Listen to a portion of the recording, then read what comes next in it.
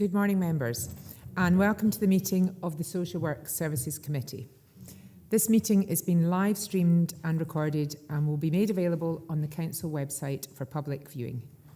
Remote participants, please follow the good practice guidance, which includes muting microphones and switching off your video when you are not addressing the meeting. Writing speak in the Teams chat function when you want to contribute. If you're in the hall, you can do this on your iPad or iPhone. Please don't repeat contributions already made by other members. No material should be posted in the chat function if it is intended as part of the discussion. The usual standing orders apply, including that any votes will be undertaken by roll call. If any member needs to leave the meeting, please enter leave into the Teams meeting chat for that period of time, or write leave and then rejoin when you rejoin the meeting, so we can keep track on whether the meeting is quorate. All members should speak clearly, taking their time and speaking directly into the microphone when making contributions. When referring to reports, please provide reference to the relevant page and paragraph to allow everyone to follow. Please focus contributions on areas where clarification is required or to propose an alternative to a recommendation. Please note that the report on the agenda number 5 and entitled Introduction of a New Fixed Fee Scheme for Curator ad litem and Reporting Officers Panel has been withdrawn from this committee today, pending a benchmarking exercise to ensure the scheme is aligned with the scheme of other local authorities prior to presentation to the committee. We have several other reports to consider today and anticipate we will deal with the business in our usual efficient manner. First of all, redundant apologies and Chair's approval of the members' remote participation. Claire, can you please provide the redundant, including who is participating remotely, and any apologies, please? Certainly, Chair. I've been notified of 2 apologies this morning from Councillors Ingalls and Stevenson. We've got 17 members currently present, 8 in the hall, 9 on Teams. The members present on Teams are Councillors Davis, Ferguson, Howie, Maureen Johnston, Jordan, Little, Slater, Wood and Young. 2 members currently not present, being Councillors Dorward and Karen Carruthers. Thank you, Claire. I confirm my... Oh, yes. Sorry, Councillor thanks. Councillor Dorward is an apology today, sorry. Thank you. Thank you. You okay? I confirm my agreement to the participation of members named as participating remotely.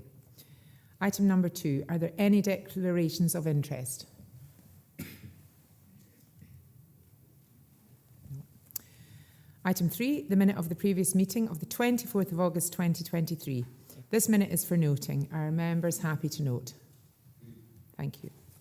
Item 4. New allowance for foster carers and kinship carers, for foster and kinship carers. This report provides an update on COSLA's announcement that foster and kinship carers across Scotland will receive the new Scottish recommended allowance, backdated to April 2023, to help them care for children and young people. The new national allowance will make a significant difference to the daily lives of some of the most vulnerable children and young people in Dumfries and Galloway, and this is particularly welcomed in the current context of the cost of living crisis and the additional pressures that this has caused. Leanne Young and Sean Barrett are available today to answer any questions. We can now go to the recommendations. Are members happy? Well, first of all, sorry, are there any questions? Pardon me. Not so Yes, much a question, Chair. I welcome this report, and I can think back to the heady days when we were lobbying the Scottish Government along with the kinship carers. So it's pleasing to see kinship carers alongside foster carers in a parity there. And I think this council led the way in terms of getting that payment for kinship carers. So I welcome this report, and hopefully we can get finance procurement to make the necessary payments to them. Thank you, Councillor Scobie. That's much, we're grateful. Yeah, thank you. We're grateful for your comments. Thank you. Councillor McFarlane. Yeah, thank you, Chair. I note that there is a shortfall, however, and we're going to take this forward to Finance, Procurement and Transformation Committee. Do we have any, hopefully that will be approved, but do we have any plans should there be difficulties with that?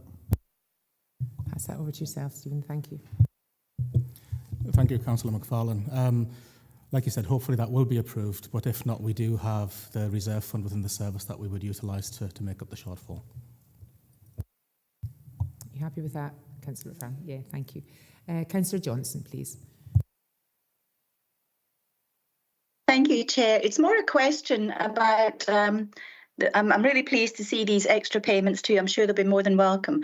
It's to do with the Best Start grants, which are paid 3 times between birth and the child starting school. I'm just making a query as to when these payments are made, how does that work out when children are in foster care, and who would receive those payments? Thank you.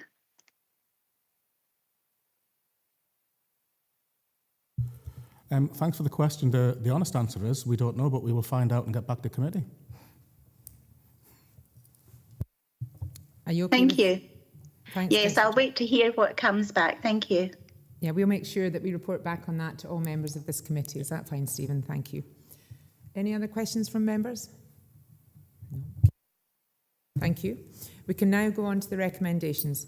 Are members happy to note the Scottish Government's action to fulfil the commitment made in the promise to introduce a Scottish recommended allowance for foster and kinship carers as detailed at paragraph 3.1? 2.2, note the financial contribution from the Scottish Government to support the change in allowance as detailed in paragraph 3.5 and the potential shortfall in funding as detailed at paragraph 4.6, and 2.3, agree to recommend to Finance, Procurement and Transformation Committee on 14th November 2023 consideration of a request for additional financial resources as detailed at paragraph 4.7. Happy to note, members. Thank you. We now go on to item number 5. As mentioned before, 5. This has been withdrawn.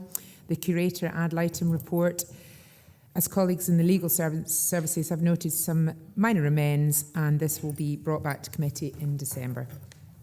So moving on to item 6, the Social Work Scotland Setting the Bar report. This report provides members with information on the finding of Social Work Scotland's national reports, setting the bar and taking the wheel in relation to social worker workloads and other key issues facing the future of the social work profession in Scotland. Do members have any questions? Thank you.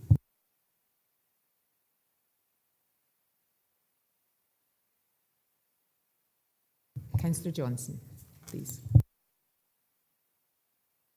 No, my eyesight is so bad. I can't see from here. Sorry, Councillor Jameson, apologies. Thank you. Apologies accepted. I've got a couple of questions. The first being referring to page 33, and it's really the broad issue that social work has been grappling with for a number of years is how to attract, retain and train staff. This report is really concerning for everybody. And it's something we probably need to address somehow, but it seems to be a wee bit of a deja vu. It's the same thing that comes back every time, and I understand why, because it's very complex and it's very difficult. How do we look through my world of work and university courses, etc., etc.? I'm wondering, are the courses fit for purpose that our young people are going to? Do they know what they're doing? There's a stat that says 4 in 10 young people go to study social studies, but it's such a wide-ranging, and quite often sociology is part of a degree, and occasionally, or quite often, they won't go down that route. So is there a need to review the pathways into sociology to encourage people to go into the social services rather than psychology itself or philosophy and things like that? I know from personal experience, a lot of courses in the humanities and social sciences, you do 3 subjects and then they do another 3 subjects, and they probably lack that focus, as it's well described in here, what a social worker has to cover, the skills, the knowledge and all the rest of it. So I think maybe it's a fairly open question, but is the training that young people are getting, is it attracting them into the service? Is it not attracting the right kind of people? Because it's probably a fundamental issue that we're not addressing. The other thing on that subject is my world of work is the go-to website for career advisors in school. It's SDS funded and run. They'd admit themselves it's not the best. And I'd done a lot of work with them in the agricultural sector, and we had to actually do the work for them because they didn't have the insight into a job in agriculture. It was very much a dated idea of what happens on a farm, and it's not in depth enough. It doesn't tell the story. So I'm wondering if social services can not sell their product, but explain what the product is. This is the kind of people that we need. This is what the job entails. But crucially, this is the support that we will give you. And all of these things are quite significant. I'll come on to the second one because it's similar. My second question refers to page 31. And again, it looks at a lot of the problems that we're facing. And one of the things, and I've brought it up before, as you'll know, Stephen, it's a multi-agency approach. You know, in reading this document, it was very, very similar to the poverty document, and for all of us, it's probably deeply frustrating. But I would ask again, we're looking at a sort of cross-service subcommittee on poverty, and obviously social services is very crucial to that. So how effectively can we actually support social services through the other service committees and vice versa? I'm thinking particularly of schools, but also police, NHS, all these things. So it's that crossover. How effective are we at maximising all of our services? And so that's two questions. One really, is the offer that we're giving students going into social works good enough? Is it fit for purpose? And secondly, how can we improve our multi-agency support of social services? Thank you. Councillor Jameson, thank you for your questions. I think they're really pertinent at the moment, and you're quite right bringing these questions up. And it's something that we've been discussing with the teams here today. I'm not quite sure if my daughter did sociology, and a couple of my daughter's friends are doing psychology. I don't know if that would necessarily take someone into a career in social work. So we've been talking about having more of a hands-on approach within Dumfries and Galloway, and we are in discussions about that. But it'd be really interesting to hear Stephen's feedback because you've got lots of good ideas. Thank you. Yep, Councillor Jameson, thank you for the comments and the questions. In relation to are the university courses fit for purpose, the short answer is yes. So if you choose to study social work as a degree, which is a degree in its own right, then you've already made that career choice and the education is fit for purpose. But what my colleagues over there will tell you is you really start learning when you're on the job as well. So you learn the theory, you learn some of the law, and you really do learn when you're on the job. Sociology degrees tend to be for people who haven't quite yet made their mind up what vocational pathway they want to take. So you're absolutely right that social work as a profession has to step up, and we acknowledge this, and that's in the reports, in the detail of the reports in the appendices, whereby one of the big issues for social work in Scotland is that we've never properly publicised what we do, and it is the most rewarding job in the world. It brings us, to tears of sadness and joy at times, and that might sound a little bit twee, but it's not. It's the most rewarding job in the world, but you don't often hear that. So what we're doing locally is we're gathering kind of a day in the life of a social worker, of a family support worker, where we can tell that narrative and in a real sense and anonymise that. So that's a long-term piece of work, and we'll complete that. The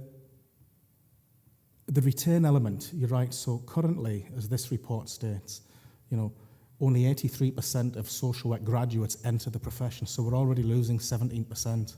And of those who do enter the profession, we lose 1 in 4 within 6 years. Our own Grow Your Own scheme has a 90% retention rate, 90%. So we know that one of the ways we've got to continue to recruit social workers locally is by growing our own. And we've done that in the past really, really successfully. And I think Rebecca Aldridge is kind of getting a little bit embarrassed at being used as a constant example of being one of our Grow Your Owns, and she's sitting here as a senior manager. But that shows you the success and the longevity of that. We are also developing a career grade where we have a vacant social worker post, we can take a trainee on if the team can manage that, and we can grow them into a job without them having to give up work, apply for opportunities that come forward. And what we aim to do with that is look at, in budget setting, how we can perhaps with your agreement, look at an incremental increase in numbers of staff to meet the increasing demand. But what I would say, funding and saying, okay, we need an extra X number of social workers or family support workers isn't the answer, because they just don't exist in Scotland at the moment. That's why we have to take hold of that locally and grow that incrementally. And that's one of the things that we're doing. In relation to the multi-agency approach and what we can do, I mean, that's an ongoing discussion. I think what we've got to remember, one of the main statutory functions of any social worker in Scotland goes right back to the 1968 Act, and that's for a social worker to undertake a social work assessment. We call them different things now, but in law it's still a social work assessment, and that has to include information from every other professional involved in that person or that family's life, and then we bring together a single assessment, a single plan with multi-agency agreements. So that's still at the heart of our statutory function. And sometimes that social work function and the responsibility and the accountability that sits with that can get missed. So we continue to work in that multi-agency way. At 413, as Councillor Hill pointed out to me, there's quite a few examples in the report as well. So in terms of what can we do to help, I think first and foremost it comes back to us as social work. We have to explain to people what our statutory functions are, how we can fulfil those, and how other people can help us. And we've started to do that, for example, with a recent elected member seminar on corporate parenting. Alison Penman brought a report to the Council's management team about pressures in children's social work. So we've started to, increase elected members and the senior officers' understanding of what social work is. And this report's another step in the right direction there. And it does make difficult read. And you mentioned déjà vu. What's really important for me about this report, though, Councillor Jimison, is the fact that this is the first time it's been formally acknowledged by Social Work Scotland, which is, our membership body. So that's really good, because we're now seeing these reports being referenced at Holyrood by various MSPs and elsewhere in terms of policy setting. So hopefully that answers the comments and the questions. Thank you very much, Stephen. I think that's helpful. Is that helpful to yourself? Just a couple of things. Again, Aris, what we're doing is fantastic, and without reservation, it's fantastic. What I'm looking for multi-agency and the anti-poverty thing is that we need to work together. My wife's a learning assistant, so she comes across young children that have got real problems, and she helps them. And one of the things that I see maybe we need to firm up on is creating pathways for these young people that is really joined up. So that the social work, the LAs, the teachers, the career advisors, it goes back to poverty. Some of these children, for example, that live up in extreme situations, where families have got extreme situations, it's getting them the education that they deserve in difficult circumstances, but also looking forward to when they leave school. Do these young folk have the life skills even, never mind the qualifications, to actually take them out of the need of social services, out of the need for poverty and things like that. So it's evidence that it's really working, and that's sometimes hard. But I know the frustrations that some LAs in particular, because they see the more difficult children, the frustrations is, where's this wee boy or girl going to end up? And it's joining up these links that I feel, anyway, is really important. I know you'll agree with that, but it's how do we do it? Because teachers are busy, you guys are busy, and sometimes the outcomes are maybe missed. So that's an open question, really. Yeah, thank you for that, Councillor Jameson. I think we know the council's actually worked was it last week, with Business Gateway, and there was an employability programme run maybe at the bridge, was it, Stephen? I'm not sure where it was, but I think it was quite successful. And you're quite right, it's getting the word out there. It's really important for our young children, especially if they don't want to leave the area or can't actually afford or don't want to go to university or college. There has to be the same options for them. So, but Alison, I'm sure, has got some answers on that as well. Thank you. And thank you, Councillor Jameson. Such a pertinent point to make and very important. We recognise that the landscape in relation to social work, and particularly in relation to children and families, is a very busy landscape, both nationally and locally. Over the last 5 years, a number of different initiatives have been introduced by Scottish Government, and as a result, a number of different planning forums and strategic groups have developed. We're now going through a process where we're streamlining those, we're reviewing them, we're refreshing it, and we're streamlining to make sure that we're very clear about the areas of priority that we want to progress on a multi-agency basis. So in response to that, through Children's Services Planning, because obviously we have our Children's Services Plan, We are aligning our strategic structure, our strategic groups that sit under the Children's Services Strategic Planning Group, to make sure that there is that focus and there is that connectivity and there is that joined upness, so that we don't have people spending all of their time going to meetings, but in between those meetings, people are actually getting on and making the progress that they need to. So the key areas that we focus on under the Children's Services Plan are in relation to child poverty, children with disability and additional needs, GIRFEC, which is that whole system approach to children from pre-birth right through potentially up to 25. We've got our corporate parenting group, which we provided the seminar on, and we have our whole family support as well as our mental health strategy. So those are the key areas that we're focusing on. And through our GIRFEC refresh, Scottish Government refreshed GIRFEC recently, and we've spent a year refreshing that, but with frontline staff.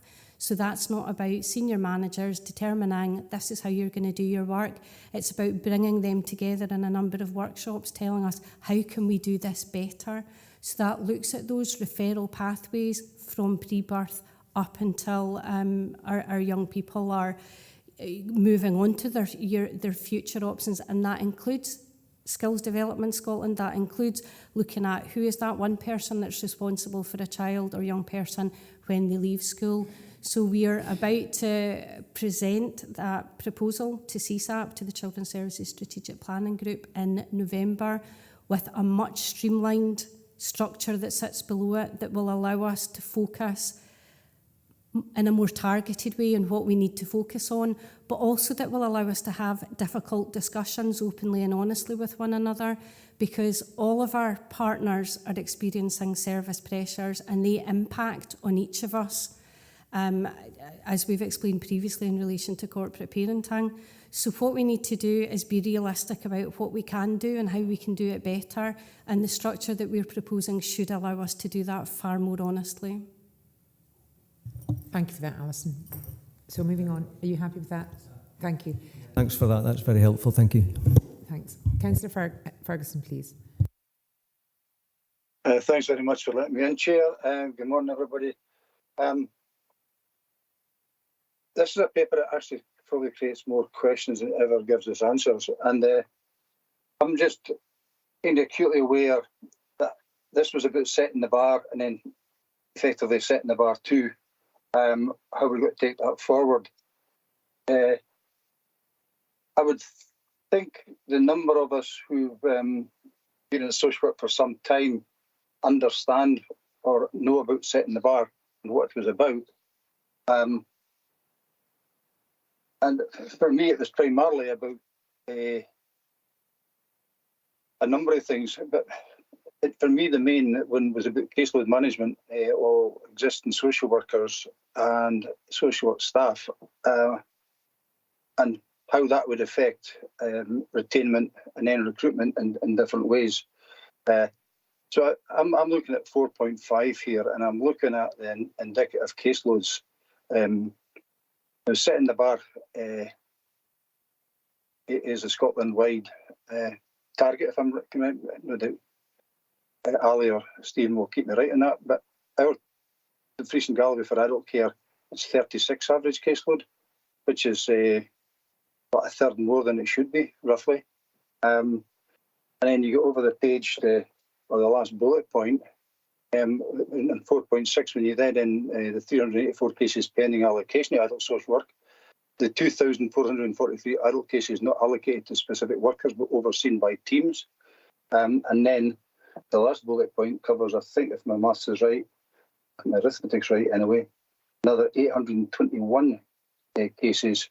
When you look at that, and then you look at the definitions and setting the bar about the percentage that you've got, if you've got an increase hard to manage and then completely unmanageable, I'd be suggesting at this stage, despite the best efforts of our teams here, and I have to say they go way above and beyond what's expected of them, is we're almost at the situation in Dumfries Galloway where it's getting perilously close to completely unmanageable. It's certainly in the hard to manage category at the very minimum. And I'm just wondering here, so that the members understand exactly what's going on here, is that we maybe redo the original seminar, or whatever you want to call it, a briefing we had on setting the bar, and then another one out with the committee structure where we can ask warts and all questions about how we're going to take this forward and how we're going to, I would suggest, support and fund social work as we go forward here, because this is getting worse, it's not getting better. And I'd be interested to see the two senior officers' views on that. Thank you. Thank you very much, Councillor Ferguson. Before I hand over to yourself, Stephen, I totally take on board what you're saying, and I think we all understand the pressures that the team are under, and they're working extremely hard. We've been in to see this, face to face, and I know you have, Councillor Ferguson. We do see in 2.2 that we're to receive a further report on the local implications of the matters highlighted, and that is linked to page 31 and 4.9, whereby we have to be mindful of the national reporting and consider the longer term resource pressures with a view to the further report being brought to the committee later this year to consider this. So I think we'll have to bear that in mind, but absolutely over to you, Stephen, for further information. Thank you. Yep, Councillor Ferguson, thanks for the comments and the question. And myself and the team will be happy to hold a seminar if that selected members wish, because this is an extremely challenging topic. It impacts on the whole profession. What I would say about the figures in the table at 4.5 is the indicative caseload that's set out in the report is just that it's indicative, and it is fair to say that chief social work officers throughout Scotland were split on whether or not we should even attempt to set such a figure, because it can be misleading and it doesn't always capture the significant variances of what the job is. But what's clear from the figures is that our social workers locally and almost every other social work service or department in Scotland has the similar issues, is that we do have to do something different, and we have to do something as we move forward. Clearly, we've got the National Care Service that's still out for consultation in terms of what's in, what's out. The Scottish Government and COSLA and NHS Scotland are in agreement that as part of that we would have a national social work agency. So some of the terms, the conditions, the education routes, because the education routes are under review at the moment, are all part of that. So there is a little bit of uncertainty around how the profession takes this forward in the coming months, but it doesn't stop us looking at those local issues, which we are actively doing. But you're right, some of the caseloads are approaching that unmanageable level for some, but all of the managers in the service have regular conversations throughout our support and supervision structure. We speak to staff about what's manageable, what's not, and we do our absolute best. And we also prioritise in terms of those who are most vulnerable and at risk of abuse, get the services and the supports they need. Didn't quite get that out there. But that does mean, some of our social workers are doing that internal prioritisation themselves, where they're trying to manage that. We try and have those conversations with our staff so it's not as big an issue. But Councillor Ferguson, it is a significant issue. And Rebecca, I'm wondering if you wanted to add anything around adult care, and particularly the data that Councillor Ferguson referenced in relation to cases that sit not fully allocated, if I use that language. Yeah, no, that's fine. Thank you. Councillor Ferguson, I think that you've absolutely, you're right to bring to question in terms of adult care, particularly from my perspective, because it's much more complex within the partnership, obviously, because we as a profession sit within the partnership. There's a lot of work ongoing, as you know, with home teams, etc. So there are things in place to try and tackle the wicked issue, if you will, in terms of caseloads, and the demographics demonstrate that actually this is going to be becoming a huge issue. It's a huge issue now, but it's going to continue to be so as we move through the coming years. I think that in terms of the unallocated cases, they're not actually unallocated. They sit within a virtual caseload. And as Stephen has rightly said, and I think that's something that as a group we are putting a lot more emphasis on, is in terms of the governance and the supervision of our social workers and our managers. And that's really to ensure that we are capturing those who are most at risk and most in need. And indeed, within the restructure of adult services within the Health and Social Care Partnership, Stephen, Alison and I have been really adamant that actually ASP is an area that we absolutely need to nail. And consequently, we are in constant dialogue with our colleagues in the Health and Social Care Partnership around this area to make sure that these our most vulnerable people in our community, that they're not being missed. But to offer reassurances again in terms of the virtual cases, we have senior social workers who sit within home teams and who screen on a constant basis the work coming in, the work that's sitting in those cases, in those virtual caseloads. And that's really to ensure, as Stephen has suggested, that we prioritise those most in need. Now, it would be disingenuous of me to say that this is not a very difficult task, and I think, as this paper highlights, it's absolutely something that we need to look at more closely.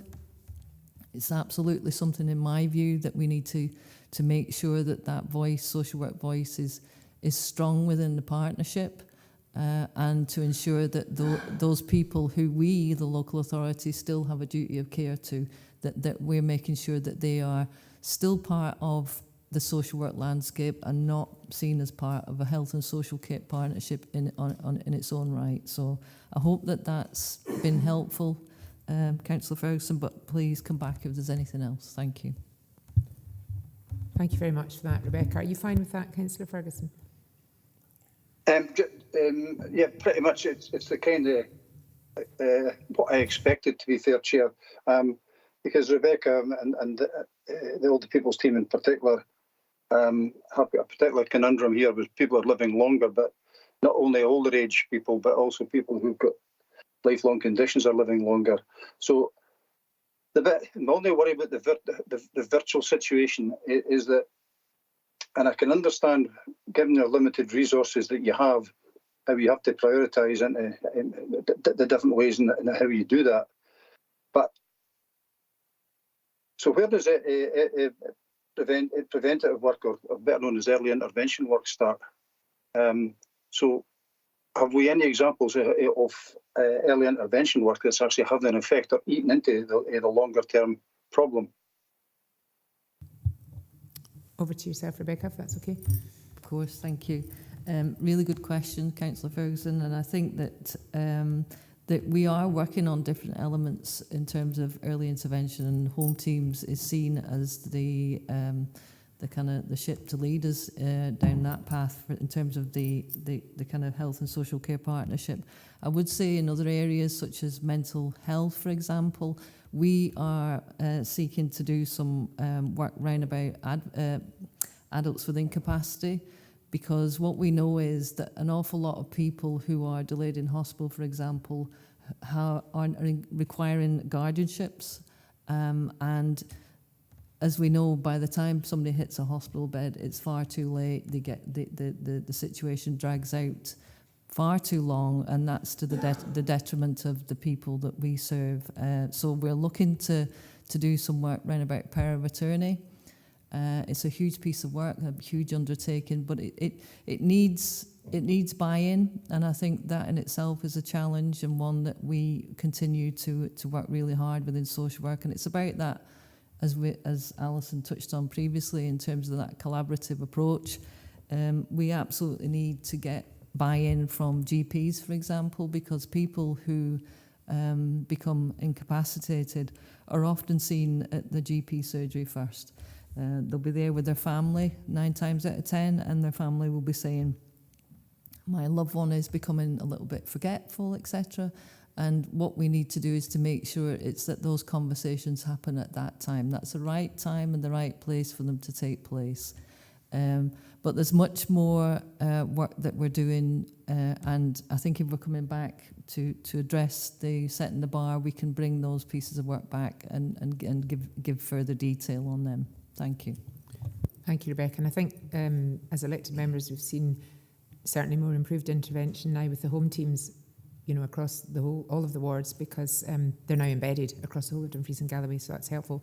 But your points that you made with regards to what happens at the doctor's surgeries is very, very pertinent, and we probably need to look into that a bit further. Thank you, Rebecca. Can I go on to Councillor Scobie, please? Thanks, Chair. Pleased to hear Stephen describe how social work is a rewarding career. So that's good to hear. But we're still faced with the perception that social work is there to take your wains off you out there. And that's something that we've got to break down at all cost in that respect. And when you look at the figures on references we made by other speakers on 4.5, we're looking at, and when I asked for the report, I did refer to an earlier time when we had a professor from London, and the figures are much lower than what we were looking at then, but they're still far too high. In terms of, if we look at adult social work, 20 to 25, when we're running with an average of 36, if those figures are correctly calculated. And that's between 11 and 16, whatever figure you take, the 20 or 25, which again is 50%, or coming near to 50%. And the same in children and family social worker, 15 when we're running at 23. That's just touching the 50%. And Andy Ferguson referred to it.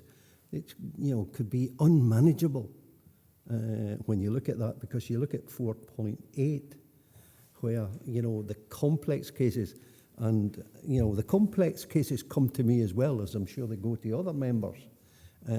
So it's not only social work, they have to deal with the effect, but we are, at least I'm seeing complex cases coming my way that are really seriously worrying, as indeed is the report in itself. Because as I say in 4.8, the complex cases are given to a smaller number of experienced social workers. My first question is really to ask, what's the burnout in social work like, in terms of pressure being put on those number of social workers with complex cases, and what's their caseload running at in general? Because there is a worrying aspect to that, notwithstanding what George has said in terms of recruitment, because we go on, and this gives you a picture of what it's really like. What it doesn't offer is the solutions. And I know one of the recommendations is to come back with that with a report. But this is what we're running away in social work just now. While there is one here in terms of how we can increase community support. And we did it during COVID. And it's how do we maximise the support that can be within the community on some of the less complicated but still concerning cases.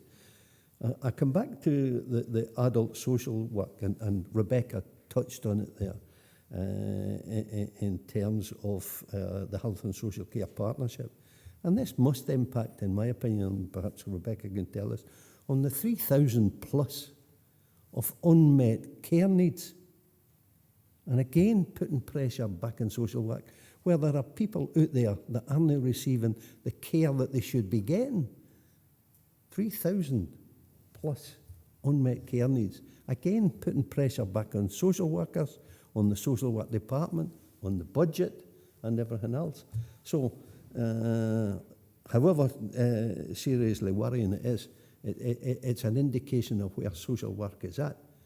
And it really, when we met at the last social work committee, Stephen was coming forward with an indication in terms of what the budget is going to be like. We're running about 600,000 plus monies used of the million reserve, and we're only half a year into, what is it going to be like by the end of the financial year? And this must also follow with the report in terms of what the budget is like, because as Alison says, we've got to be open and honest in terms of just how serious it is within social work. when we look at this report. So in that respect, Chair, I think we should work, but we've really got to do something about this in terms of that. Recruitment may be one area, but it's looking at other ways. It's looking at health and social care partnership. Somebody asked Rebecca for an example. I'll give you an example. The Navigator project that we agreed at full council, and I'm pleased to see that Stephen has taken that up and will be coming back, hopefully, with an answer in health and social care partnership, because that's intervention. That's early intervention with people who are facing mental health problems. And yet it's been so short-sighted by the IJB and health, the health board, in terms of the cost saving that's going to be to the health service. So we should welcome this report, however serious it is, but we should be looking for that further report in terms of how we're going to tackle the problems, how we're going to reduce social workers' caseload in whatever way. Thank you very much, Councillor Scobie. I think we're very aware as to the seriousness of the caseloads.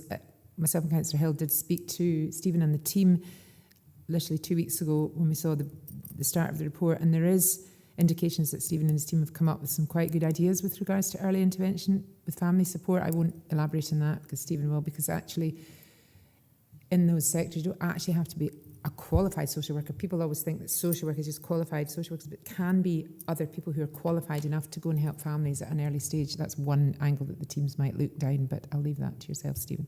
Thank you. Yep, Councillor Scobie, thanks for the comments and the questions within, and I'll try and respond to all of those. But what I will say is this is a very honest report, as you can see, and you're right that it asks more questions than it answers. And that's the national picture, and it's a particular local picture as well.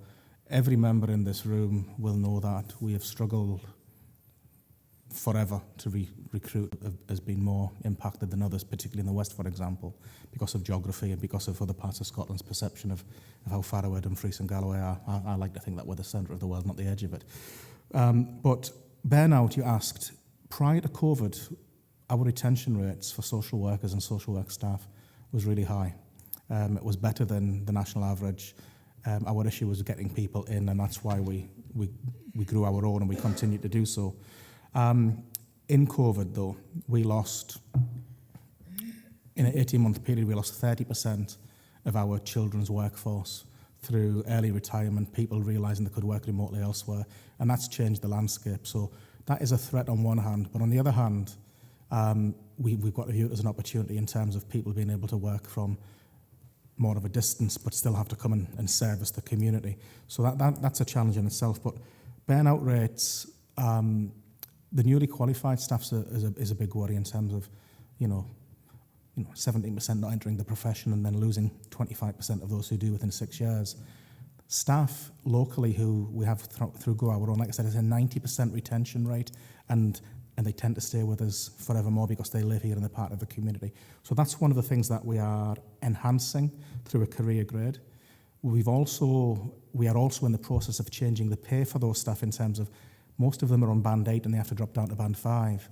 That's a ludicrous position to be in. So we've got job descriptions, person specifications.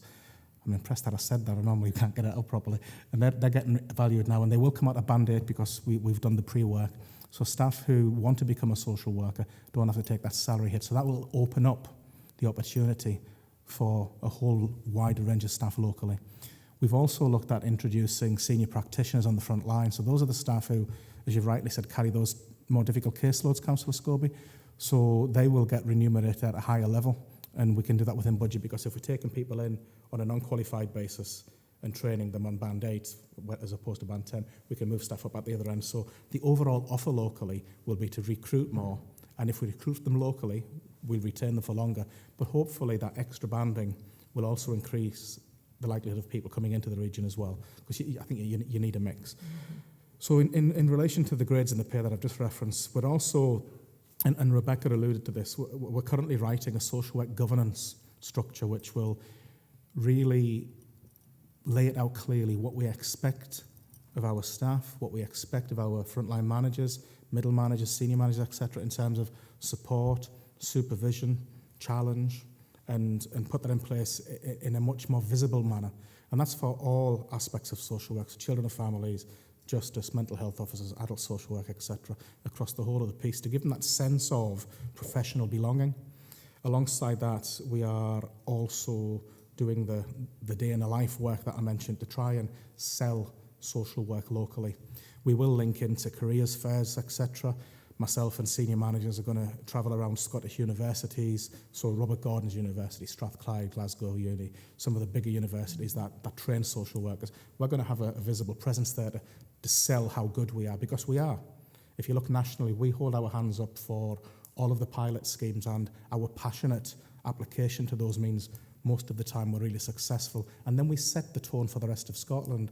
So work around the minimum data set for children and for adults.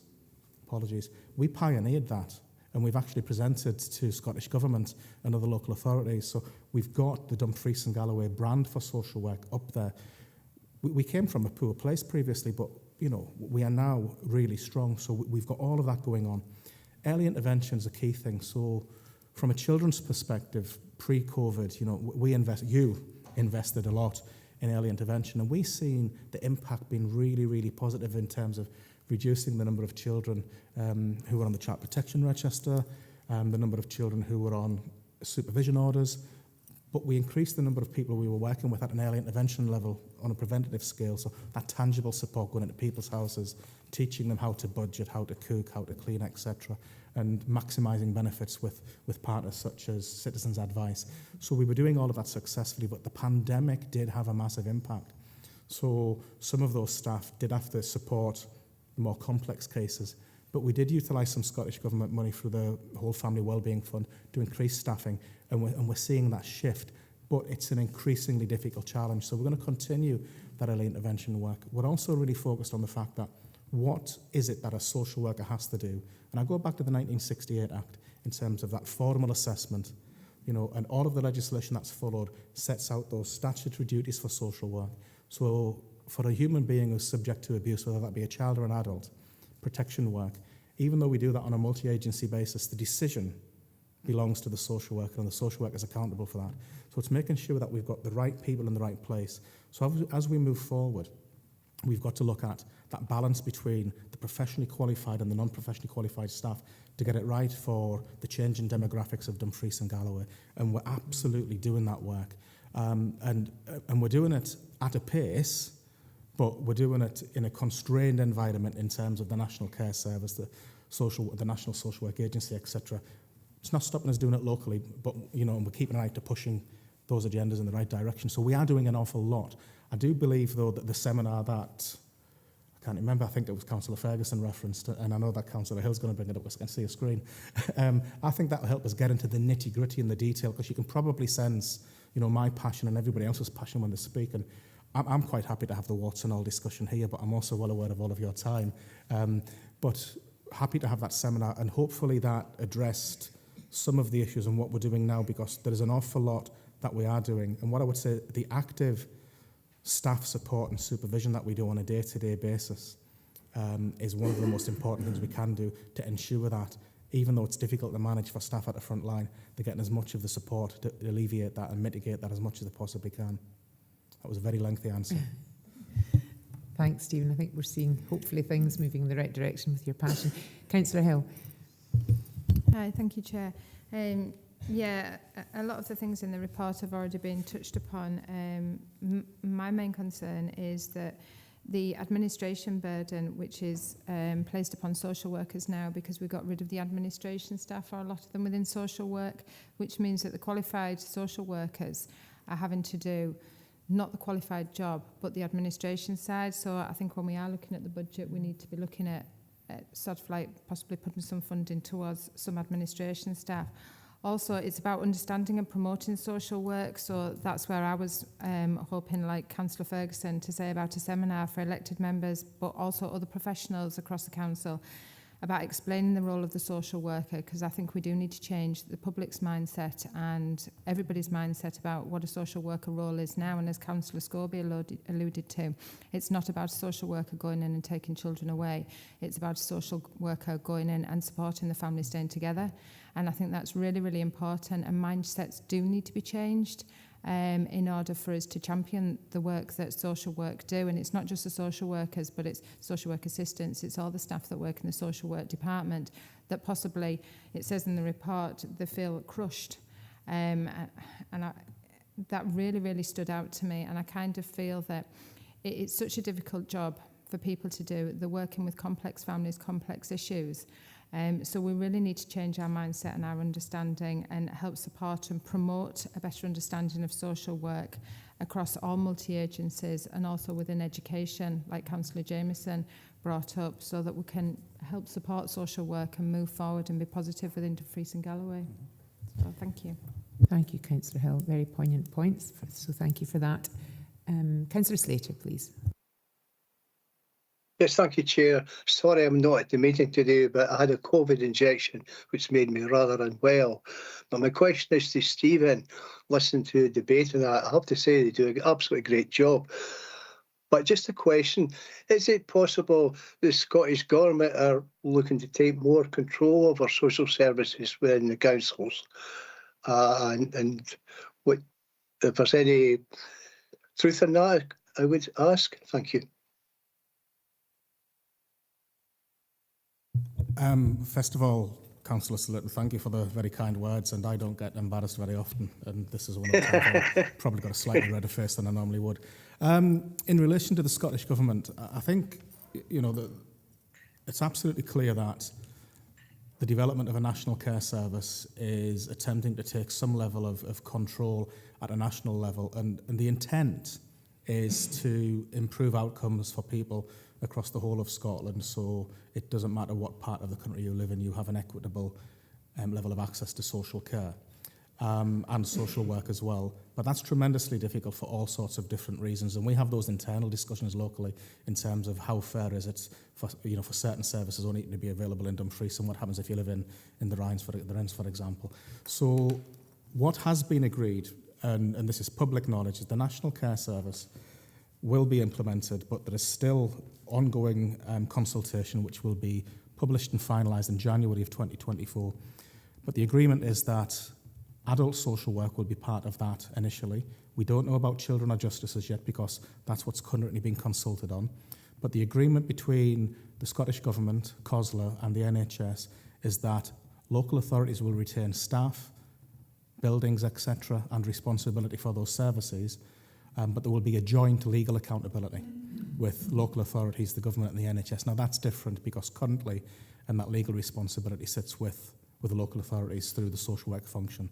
Now what that looks like hasn't been fully determined as yet, but basically what we are looking at, say we, like kind of Social Work Scotland, COSLA, Scottish Government, is how that impact on local authorities who are seen to be failing and not meeting the standards, and what would the government do from a legal perspective. So like I said, that's the intent currently, but the detail around that whole national agenda is still to be worked on.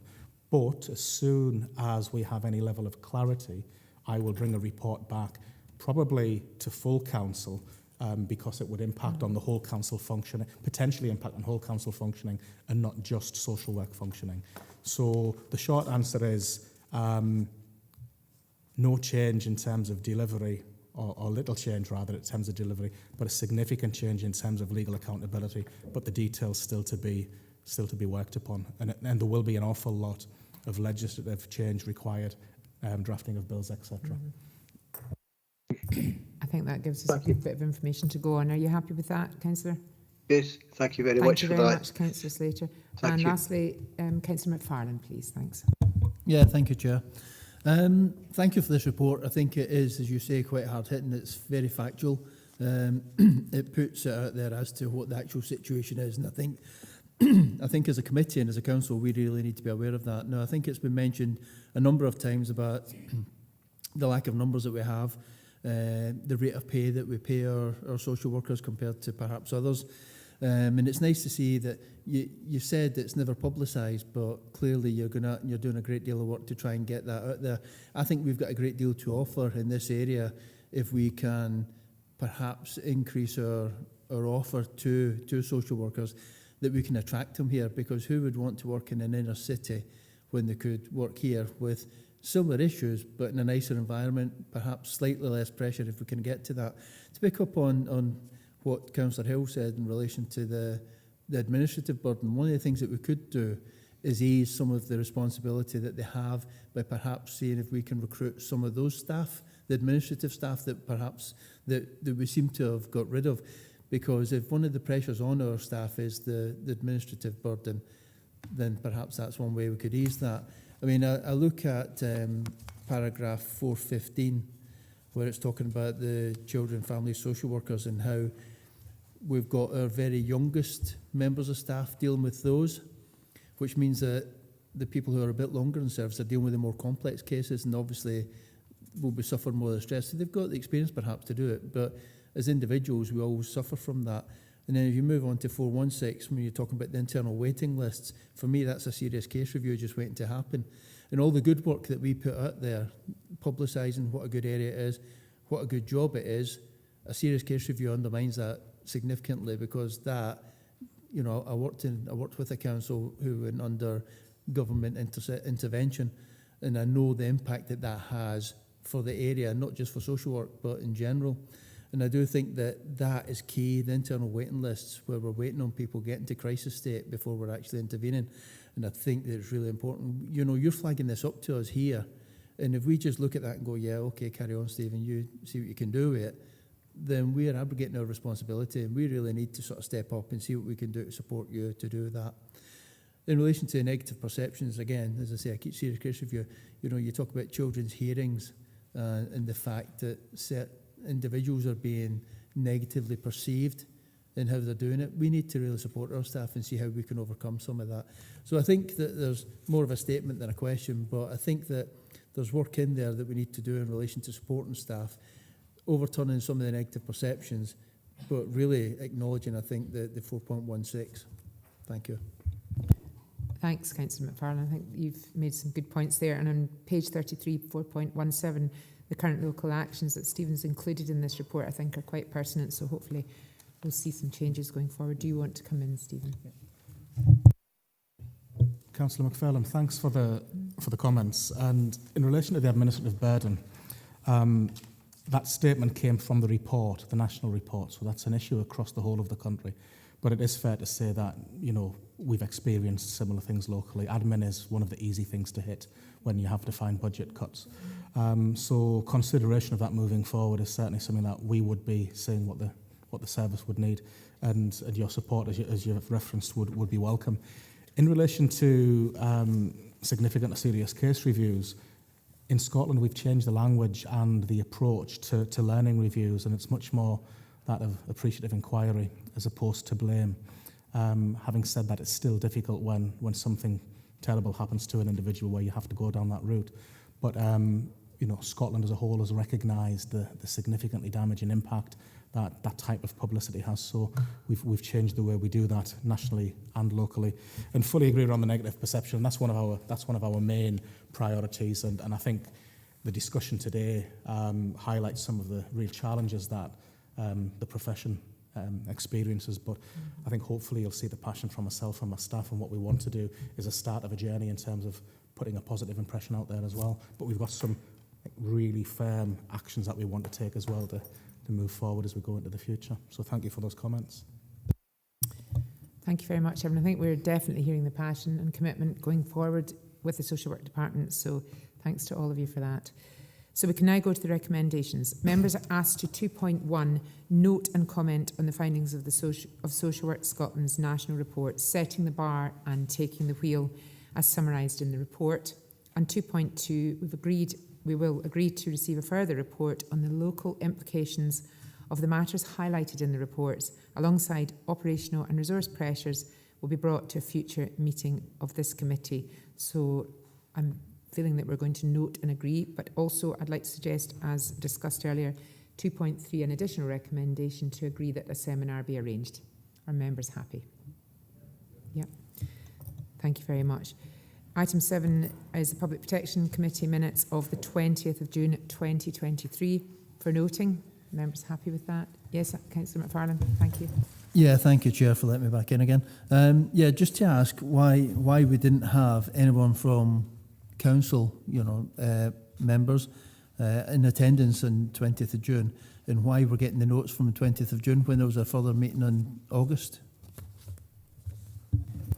That's a good question. Is that possibly for governance or for yourself, Stephen? I'm not sure why there was no members present. Yeah, I don't think we can answer that question today, but can we get back to you, Councillor McFarlane? Can you make a note of that? Or do you want to speak, Claire? It's not something, excuse me, not something I'd be able to advise on in governance. We wouldn't see that here, but we can look into it. Claire's saying it's not something that governance would advise on, but it's a good point, Councillor McFarlane. Can you leave that with myself and the social work team to come and have a look at that and see what comes of it? Because I think it is a very valid point. Thank you. Yeah, thank you for that. But also, I thought either yourself or Vice Chair should have been in attendance at these meetings. I'm not. We're not on the committee, actually, Andy. I don't think we are. I'm not sure who were the two. No. Used to be Councillor McKee at one time. Councillor. Okay, can we? Yeah, I think under the previous administration, certainly Councillor Howie and I think Councillor Ferguson were attendees.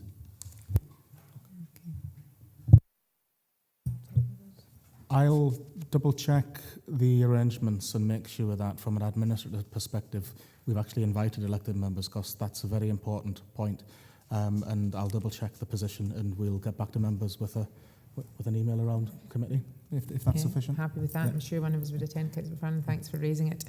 And in relation to the August meeting, probably timing, and that will come back in December. And we make sure that we get the most recent minutes to yourselves, and sometimes there might be two and not just one, so we'll make sure that's done. Yeah, thank you for that, because there is a further meeting later this month, so that should come in December. Thank you. Thank you. So item 8, any other business? I have no other business. Thank you for your attendance and participation today, everybody. Thank you, Chair.